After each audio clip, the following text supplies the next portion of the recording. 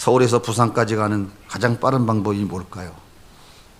비행기, KTX, 벤츠, 스포츠카, 어떤 게 제일 빠를까요?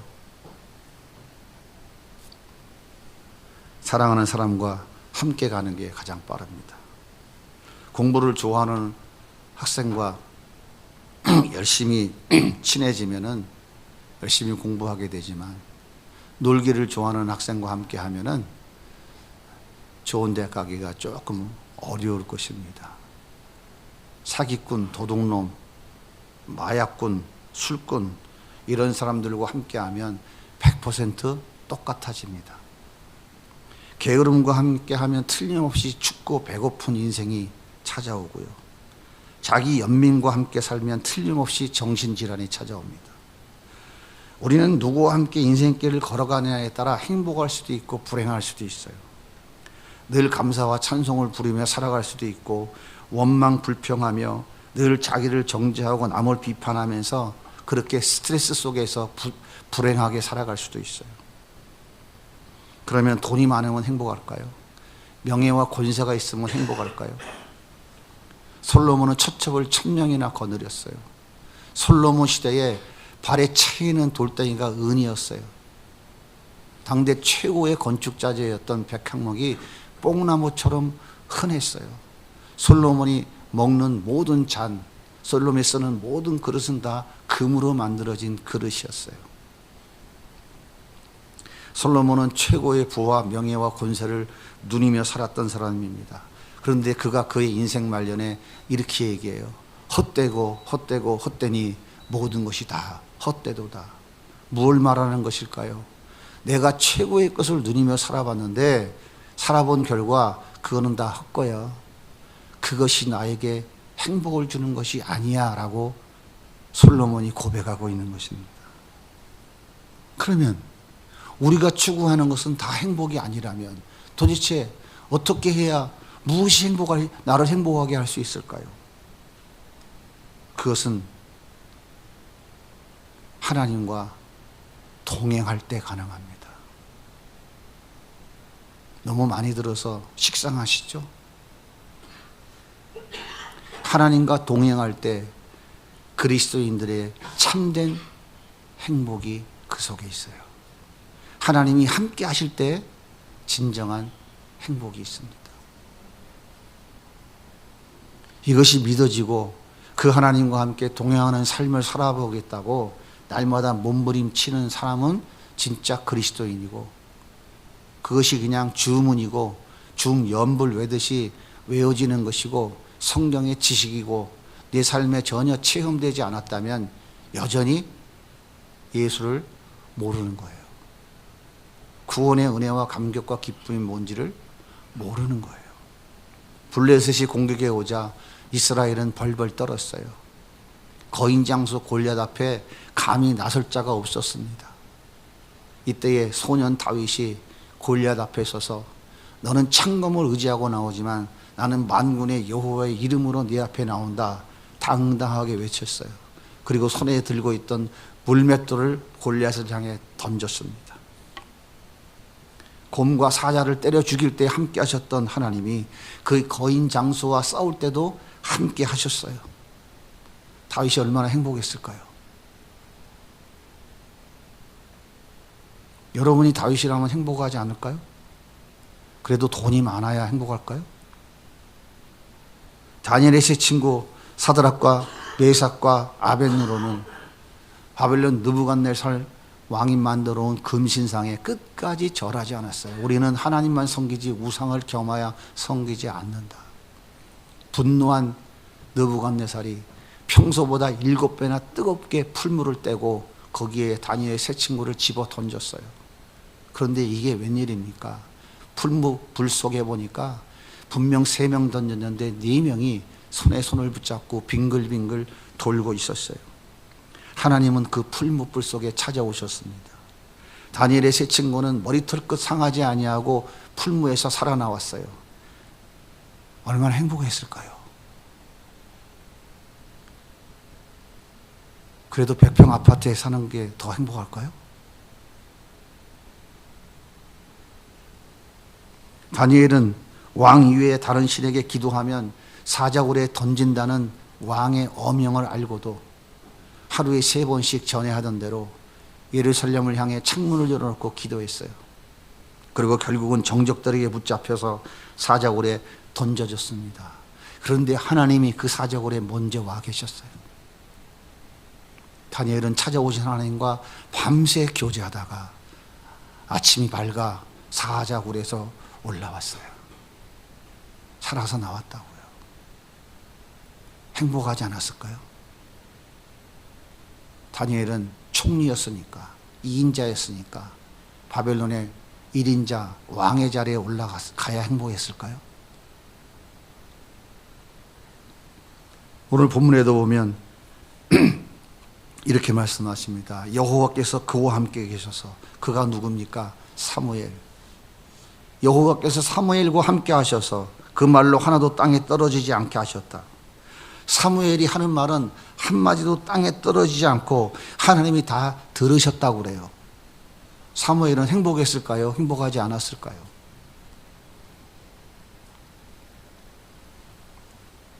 그렇다면 하나님은 어떤 사람과 동행하실까요? 어떤 사람과 함께 하실까요? 오늘 말씀 30절은 성경은 이렇게 2장 30절에 이렇게 말씀하십니다. 나를 존중히 여기는 자를 내가 존중히 여기고 나를 멸시하는 자를 내가 경멸하리라. 하나님은 하나님을 존중히 여기는 자를 존중히 여긴다고요. 그와 동행하신다고요. 하나님을 존중히 여긴다는 것은 하나님을 최고 존귀한 분으로 인정한다는 거예요. 하나님을 존중히 여긴다는 것은 하나님은 최고의 영광을 받으셔야 될 분으로 인정한다는 거예요. 그리고 하나님이 내 삶의 우선순위가 되심을 인정한다는 거예요. 그러니까 다시 말해서 하나님보다 더 사랑하는 것은 내 인생에 없다라는 거예요. 사랑하는 여러분, 여러분 인생에 가장 존귀한 것이 무엇입니까? 돈이고 명예고 권세입니까? 가정이고 자녀이고 내가 원하는 것을 이루는 것인가요? 아니면 하나님이신가요? 여러분 인생의 최우선 순위에 있는 것이 무엇입니까? 만사형통, 부귀영화, 무병장수입니까? 아니면 하나님이신가요?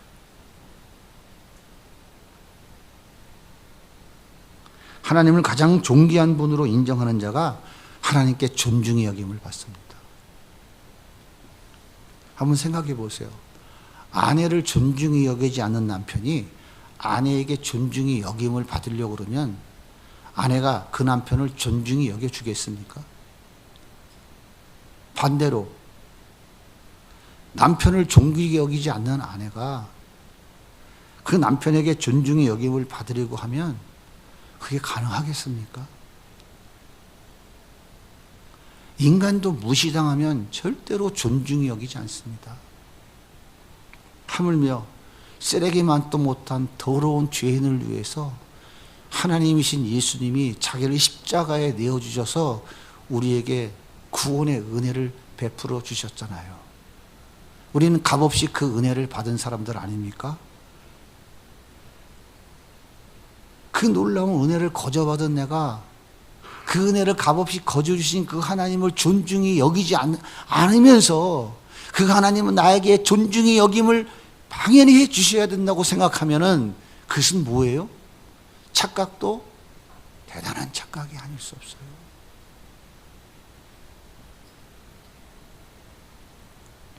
하나님은 우리에게 분명히 말씀하십니다.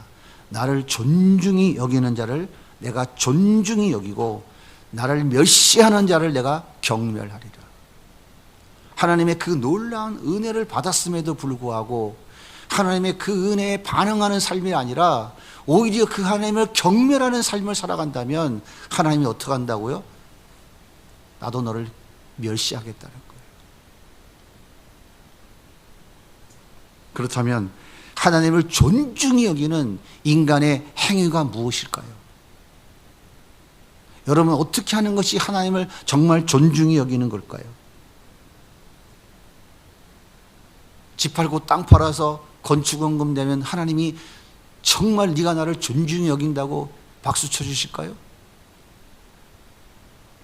40일 철회하고 금식을 하면 하나님은 네가 날 진짜 존중히 여긴다고 그를 높여주실까요? 중들도 해요. 그거는 더 잘해요. 천주교인들이 더 잘한다고요. 그거는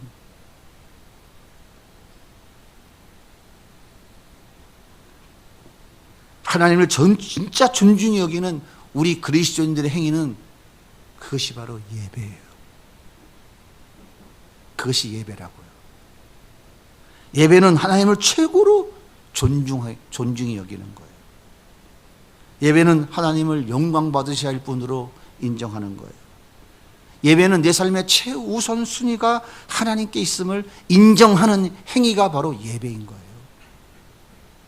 나 같은 죄인 살려주신 하나님 그 은혜에 감사하고 감격해서 그분께 부복하고 엎드려서 그분의 이름을 찬양하고 그분의 성호를 높여드리며 그분께 진정으로 감사의 마음을 드리는 것, 이게 예배예요.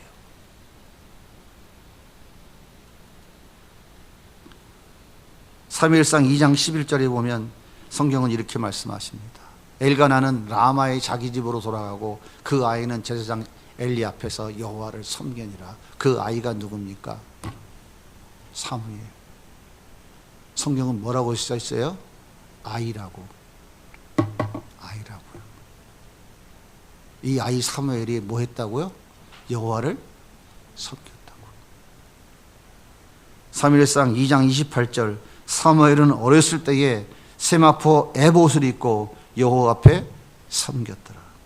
사무엘상 3장 1절 아이 사무엘이 엘리 앞에서 여호와를 섬길 때에, 여기서 섬기다라고 하는 단어는 어떤 뜻이냐면 제사장이 하나님께 드리는 제사를 섬길 때 사용하는 단어예요. 사무엘은 엘리 제사장을 돕는 조수로서, 보조자로서 하나님께 드리는 예배를 위해 최선을 다해 섬겼다는 거예요. 사무엘아, 촛대 갖고 와라. 예, 여기 있습니다. 사무엘아, 기름 갖고 와. 예, 여기 있습니다. 심부름꾼이 아니라 그 엘리 제사장을 돕는 어린 아이 예배자로서 갖다 주는 것이 아니라 그 갖다 드리는 그 촛불을 갖다 드리는 그 행위가 아니라 그 행위 안에 이 아이는 하나님을 섬기는 그 중심이 그 안에 담겨 있었다 그 말이에요. 내가 제사장을 섬기기 위해서 나에게 주어진 이 역할을 하는 것이 아니라 나는 지금 하나님을 섬깁니다. 하나님께 예배합니다. 바닥을 쓰면서도 하나님께 예배하고 있고 기름을 갖다 주면서도 쓸고 있고 번제단의 쓰레기를 죄를 치우면서도 하나님을 섬기는 그 중심을 다 바쳐서 섬겼다라고 하는 표현인 거예요. 성경은 이렇게 그 짧은 문장 안에서 3번씩이나 똑같이 섬겼다라고 반복해서 말씀하고 있는 거예요. 그렇게 섬긴, 그렇게 하나님을 존중히 여긴 그 사무엘에게 하나님이 복을 주신다고요. 어떤 복을요? 그 복이 뭡니까? 하나님이 동행하시는 것, 하나님이 함께 하시는 것. 이 세상 끝날까지, 하나님 나라에 들어갈 때까지 영원토록 동행하는 거예요. 이게 하나님이 사무엘에게 주신 복입니다. 하나님이 동행할 때 어떤 일이 일어날까요? 오늘 말씀 19절에 아주 자세하게 잘 설명해 주고 있어요. 같이 한번 읽어볼까요? 사무엘이 자라매 여호와께서 그와 함께 계셔서 그의 말이 하나도 땅에 떨어지지 않게 하시니 단에서 브엘세바까지 온 이스라엘이 사무엘은 여호와의 선지자로 세우심을 입은 줄을 알았더라. 중요한 단어가 뭡니까?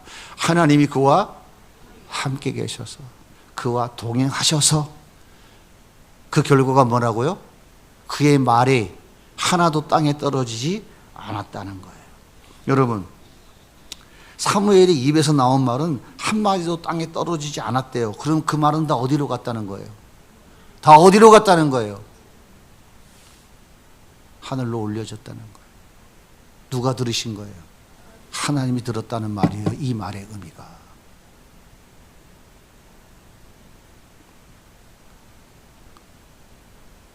하나님께서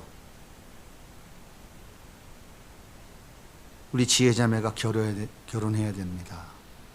사무엘 선지자가 지금 기도하는 거예요. 하나님께. 하나님, 우리 지혜자매가 결혼해야 됩니다. 오래 끌지 마시고 즉각 결혼하게 해주세요. 그러면 하나님이 뭐라고 그러시냐면, 그래 알았다. 내가 바로 좋은 놈 하나 줄게. 그리고 1월 달에 상견례하고 2월 달에 결혼식 했다, 그 말이에요. 이해가 되십니까? 하나님, 병선이가 사업을 시작해서 돈 많이 벌어서 대안학교 세우는 일에 귀하게 쓰임받게 해 주옵소서. 사무엘이 그렇게 하나님께 기도했다는 거예요. 그랬더니 하나님이 들으시고, 그래 알았다. 내가 올해 안에 대박 멋진 빵집을 개업하도록 해주겠다. 이렇게 사무엘이 입만 열어 말하기만 하면 하나님이 한마디도 외면하지 않고 다 들어주셨다는 거예요. 사무엘이 행복했을까요? 불행했을까요? 아이, 뭐 나한테 돈 안 생기는 일인데 그게 뭘 행복해?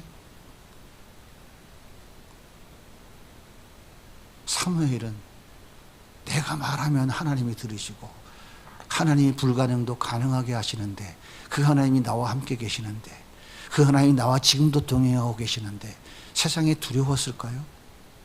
염려 걱정이 있었을까요? 행복하지 않았을까요?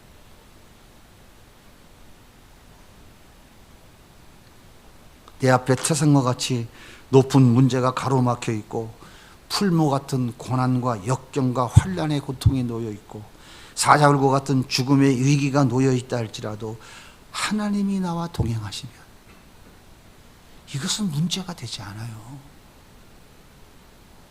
문제는 왜 되냐면 하나님이 계시지 않고 나 혼자 해결하려고 하니까 문제예요. 평생 해보셨잖아요. 되던가요? 잘 되는 분들은 분명히 말씀드리지만 하나님과 상관없는 사람들이에요.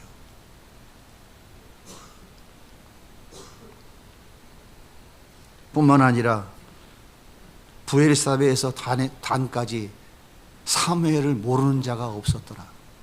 부엘세바는 이스라엘 국경 최남단 이집트와 경계 지역이고요. 단은 이스라엘 최북단 저 아람과의 경계 지역입니다. 그러니까 부엘세부터 단까지라는 얘기는 뭐냐면 이스라엘 전 영역에서 어른할 것 없이 사무엘을 모르는 사람이 없었다는 것입니다. 무슨 얘기입니까? 하나님이 이스라엘 백성 중에서 최고의 존귀한 자로 세워주셨다는 거예요.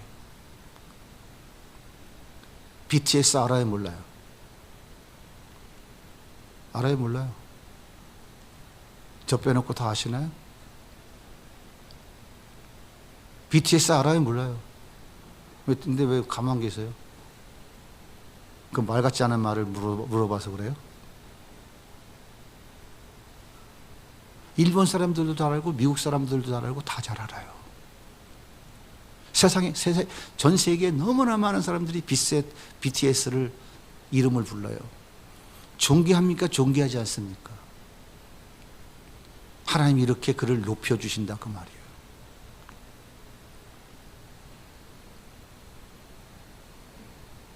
여러분, 이 정도면 행복하지 않습니까?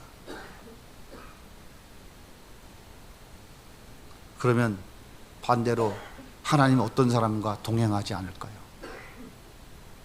하나님을 멸시하는 자. 다시 말해서 하나님께 드리는 예배를 우습게 여기는 자. 하나님이 그런 사람을 경멸한다고 말씀하고, 경멸한다고요. 사무엘상 2장에 보면 하나님께 드리는 예배를 멸시하다가 하나님의 무서운 심판을 받은 에일리의 가문 이야기가 자세하게 기록되어 있어요. 그 이야기가 기록된 이후에 3장의 사무엘 이야기를 하고 있는 거예요. 하나님이 함께하는 사람 사무엘 이야기를. 하나님께 제사 드리고 고기를 삶을 때 제사장의 목으로 규정해 놓은 레위기의 율법이 뭐냐면 제사장의 목은 가슴과 뒷다리살이에요. 이 가슴과 뒷다리 그것만 제사장 몫입니다.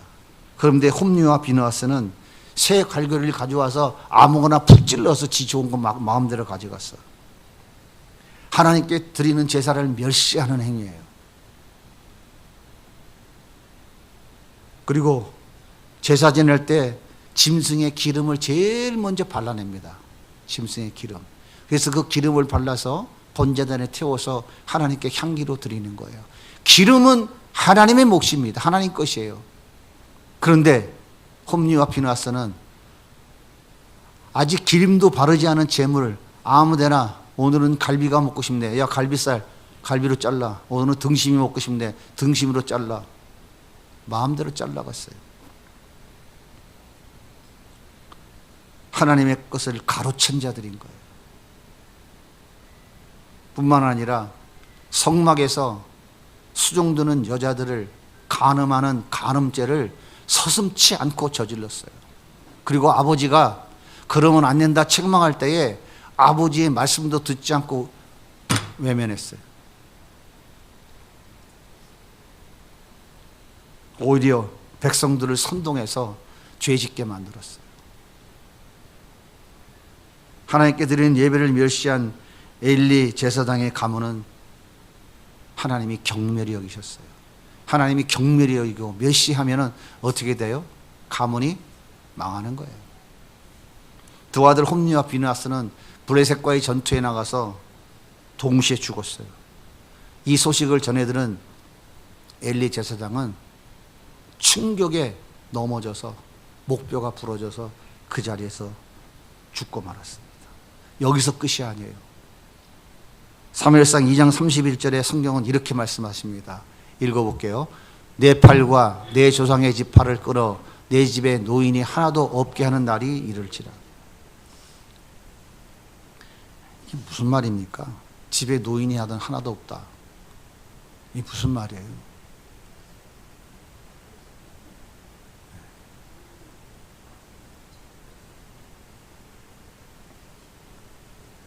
엘리 가문의 아들들은 장가 가서 애 한둘 낳으면은 그냥 어느 날 갑자기 시름시름 앓다 다 죽는 거예요. 사고 나서 죽고 나무에 떨어져서 죽고 소의 뒷발에 치여서 죽고 다 요절해 버렸어요. 그러니까 집안에 노인은 없어. 집안에 성인 남자는 없고 과부들만 득실득실거려요. 과부들만 득실득실거리는 집안이 성적으로 얼마나 문란하고 음행이 심했을까요?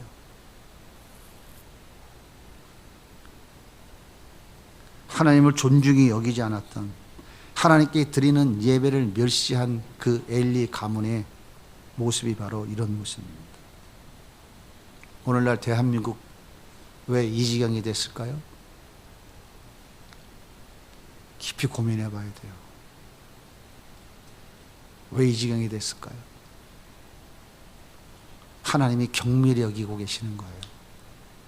경밀히 여기고 계시다고요. 하나님의 자녀들이 하나님의 드리는 예배를 멸시하니까 하나님이 경밀히 여기시는 거예요.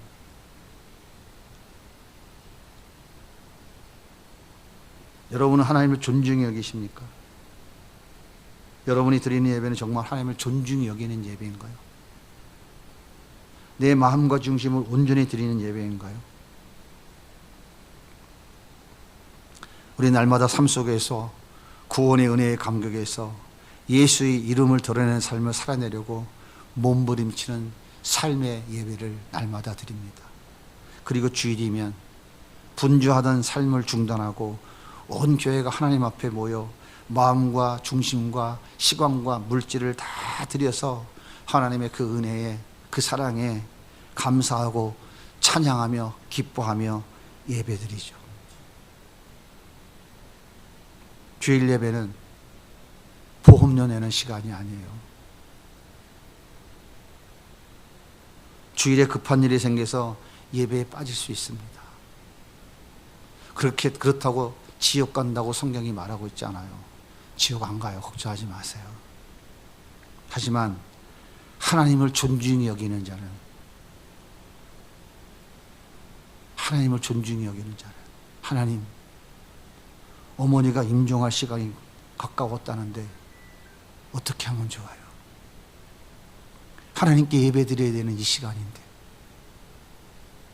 어머니 마지막 모습은 정말 보고 싶은데요. 하나님 어떻게 하면 좋을까요? 오늘 하나님 앞에 나가 예배 드려야 하는데 상황이 너무 안타까워서 울면서 주님께 어떻게 하면 좋을까요? 어머니 마지막 모습을 보고 싶은데 주님 어떻게 하면 좋을까요? 왜 하필이면 어머니가 이 예배 시간에 임종하신다고 그래요? 주님 어떻게 하면 좋을까요? 이런 심정이 있나요?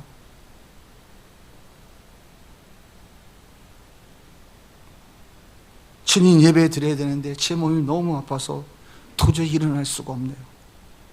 벌레만도 못한 죄인 살려주시려고 십자가에 처참하게 죽은 그 은혜와 사랑을 기억하면 가다가 죽어도 좋습니다. 저는 가야 되겠습니다. 그런데 주님 이러실 수가 없네요. 주님 어떻게 해요? 정말 죄송해요. 이런 심정이 우리에게 있나요? 하나님은 사랑이니까 10번, 100번, 1000번도 용서해 주니까 괜찮아. 대학 가서 교회 가면 되지. 좋은 대학 가서 열심히 교회 예배 강하면 되지. 학원 가야 될 거 아니야. 오늘날 한국교회가 왜 이렇게 된지 아시겠습니까? 하나님께 드리는 예배를 멸시했기 때문에 하나님이 경미히 여기시는 거예요. 세상에 어떤 놈이, 나쁜 놈의 정치인이 나타나가지고 예수 믿는 사람들을 박해한다고요? 착각하지 마세요. 하나님은 만왕의 왕이시고 만주의 주가 되시는 분이에요. 그분은 바벨을 들어서 이스라엘을 쳐시고 때가 되어 70년 만에 페르시아 고레스를 들어 바벨론을 꺾어버리고 자기 백성들을 약속대로 고향으로 돌려보내시는 하나님이에요.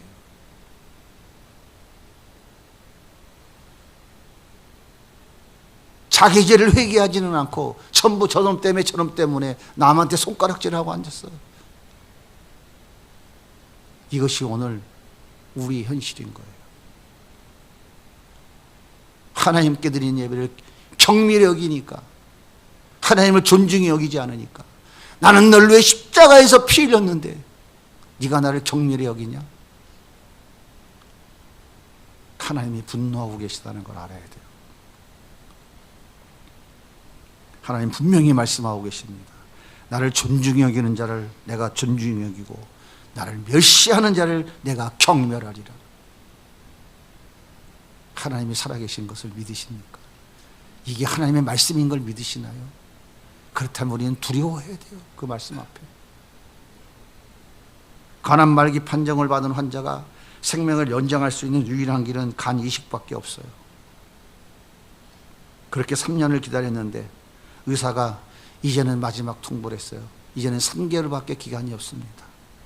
그러나 누가 간을 주겠다고 하는 사람이 없어서 시간이 또 흘러서 이제 딱 3일밖에 남지 않았어요. 이제 3일 후면 죽어야 됩니다.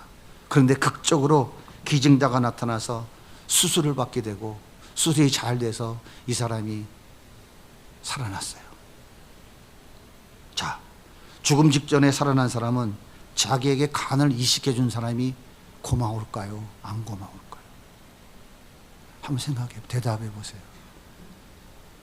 여러분이나 입장에 여러분이라면 여러분 고맙겠어요? 안 고맙겠어요? 그러면 평생 그분에게 그 은혜에 감사하며 고마운 마음을 품고 살아야 될까요? 아니면 재수가 좋아서 살아났다고 헛소리치며 헛소리하며 살아야 할까요? 그래도 인간의 양심이 조금이라도 살아있다면 감사하며 고마워하며 살아야 되는 게 맞겠죠? 그렇다면 영원한 생명을 값없이 거저주신 하나님의 은혜는 얼마나 감사하며 살아가야 될까요? 생명 조금 연장해 주신 그 간 공여자에게 고맙다고 하는 것과 비교될 수 있을까요? 이 예수님의 십자가의 공로는 우리가 얼마나 감사하며 살아야 될까요? 그 은혜에 얼마나 감격하며 살아야 될까요? 이 은혜를 진정으로 아는 사람이라면 그 은혜와 사랑을 표현하고 드러내는 우리의 유일한 수단인, 우리 인간의 가장 중요한 행위인 이 예배를 소홀히 할 수 있겠습니까? 기분 나쁘면 예배 안 나와요? 성질나면 내가 맡은 거 다 때려칩니까?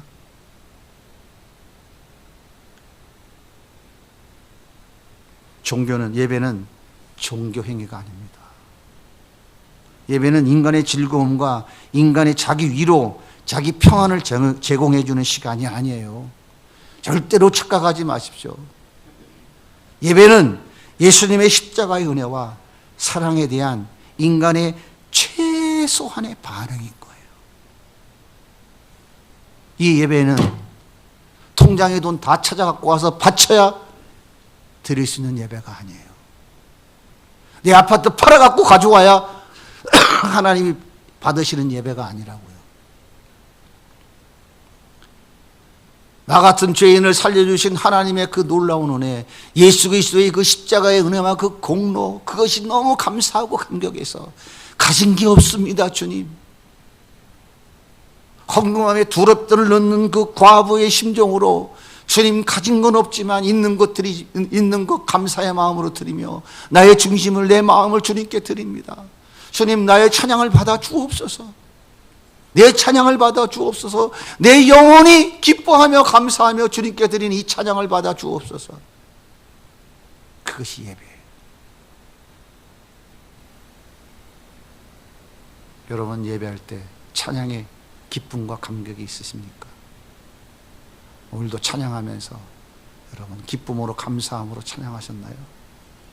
찬양팀은 일주일 동안 모여서 기도 한번 하고 준비 한번 하고 찬양팀 찬양을 준비하시나요? 피아노 반주자들은 이번 주에 부를 곡, 찬양할 곡을 미리 한번 연습해보고 준비하며 반주자의 자리에 앉으시나요?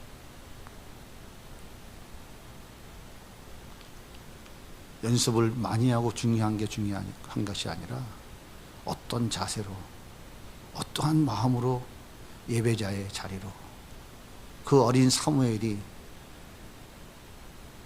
엘리 선지자가 기름 가져와라 할 때에 예 하고 휙 갖다 던져주는 게 아니라 하나님을 섬기는 그 자세로, 그렇게 섬기듯이 그렇게 우리는 예배를 준비하고 그렇게 예배를 사모하고 그 예배에 예배자로서 우리는 예배에 나오고 있나요?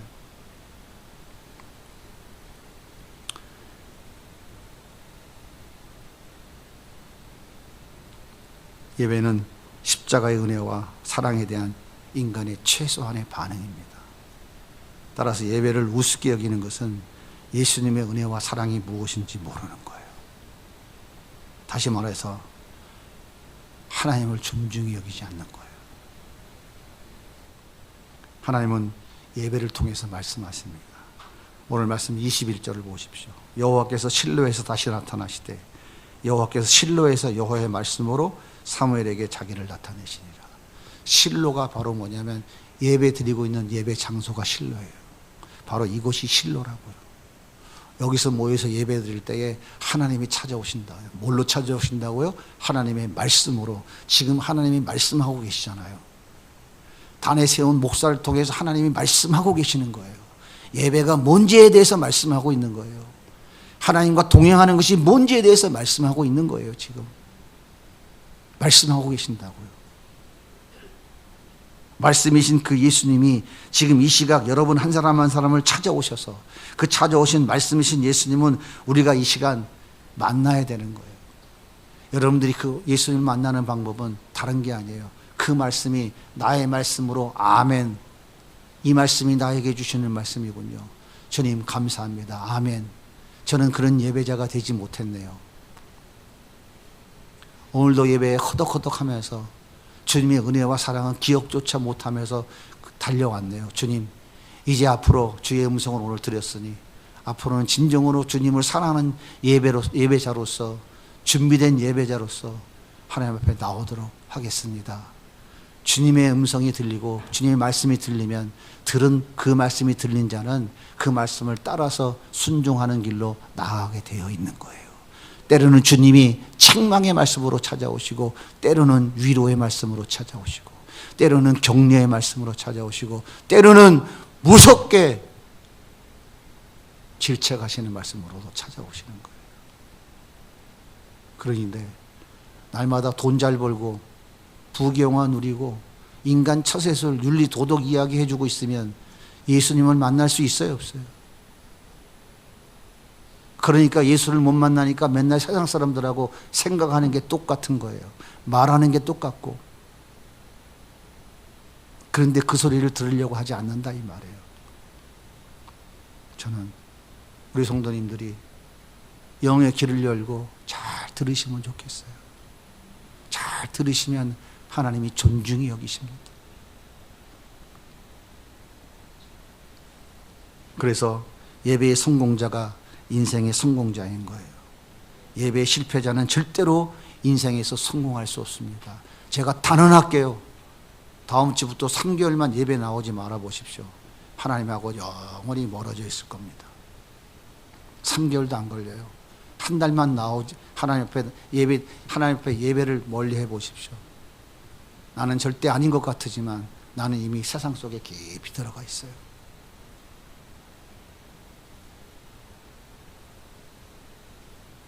예배 없이 예수와 함께 승리하는 삶은 존재하지 않습니다. 2025년은 행복하게 살면 좋겠습니다. 어떻게 하면 행복할 수 있을까요? 돈, 명예, 권세, 소유, 내가 하고 싶은 일 하는 것, 이것이 가능할까요?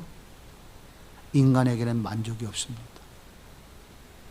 인간의 그 어떤 수고와 애씀과 자기 희생으로 행복은 없습니다. 그것은 그저 스쳐가는 바람과 같고 잠시 있다 사라질 안개와 같아요. 진정한 행복은 예수님과 동행하는 거예요. 하나님이 함께 하시는 거예요. 하나님이 함께 할 때, 예수님과 동행할 때 우리 인생에 진정한 행복이 있습니다. 그러면 우리 하나님은 어떤 사람과 동행하실까요? 자기를 존중히 여기는 자예요. 자기를 존중히 여기는 자. 하나님을 존중히 여기는 것이 무엇이라고요? 그것이 바로 예배예요. 내 마음과 중심을 다해 예배 드리세요. 예배에 생명을 거셔야 돼요. 예배에 목숨을 거셔야 돼요. 하나님이 여러분을 존귀하게 높여주십니다. 존귀하게 높여주신다고. 존귀하게 높여주신다니까요. 여러분의 기도가 한마디도 땅에 떨어지지 않고 응답되는 은혜와 복을 주십니다. 내가 누구를 위해서 기도해? 자녀들을 위해 손을 얹고 기도하세요.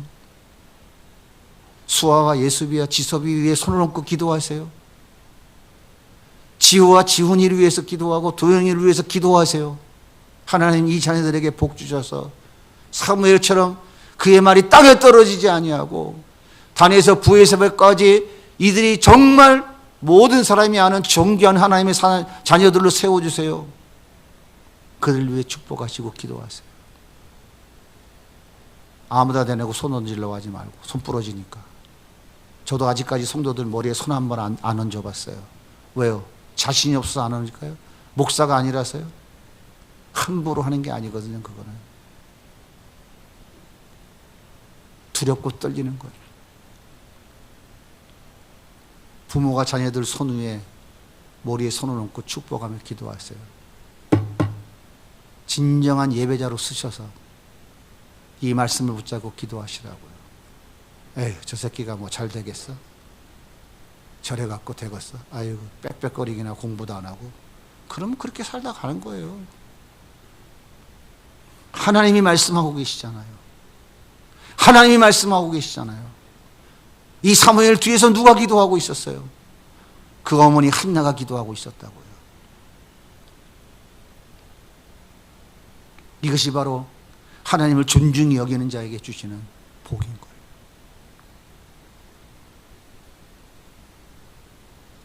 (2025년에는) 예수님과 동행하면서 행복한 한 해 살아가는 우리 모든 성도님들이 다 되시기를 예수님의 이름으로 간절히 소원합니다.